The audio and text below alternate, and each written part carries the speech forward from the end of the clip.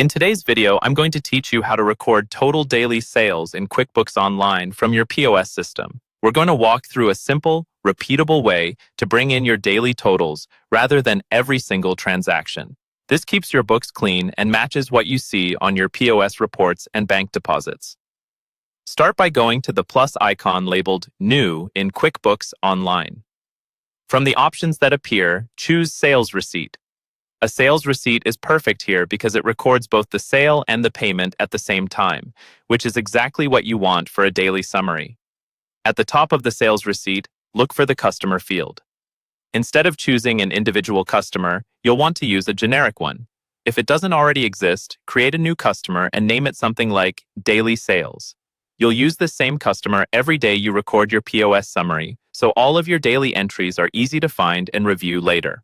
Next, set the date on the sales receipt to the date the sales actually occurred, not the date you're entering them.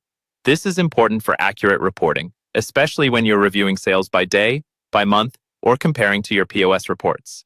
Now move down to the product or service table. This is where you'll break out the components of your daily total. First, add a line for gross sales. This should be a product or service item that you've linked to an income account. Enter the total gross sales from your POS report as a positive amount.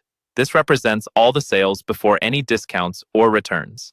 On the next line, add discounts or refunds. These should be entered as negative amounts so they reduce your gross sales to match what actually happened that day. Use the totals from your POS report and make sure these items are mapped to the correct accounts, such as a discounts given or returns account, so your reporting stays accurate.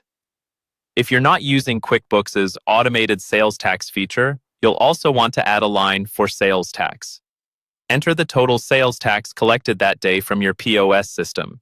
This helps ensure your sales tax liability in QuickBooks lines up with what you owe to your tax agency. Now look for the deposit to field. If your POS system paid you through multiple methods, like cash, credit cards, and third-party processors, and you want to group those later, choose Payments to Deposit, sometimes called undeposited funds.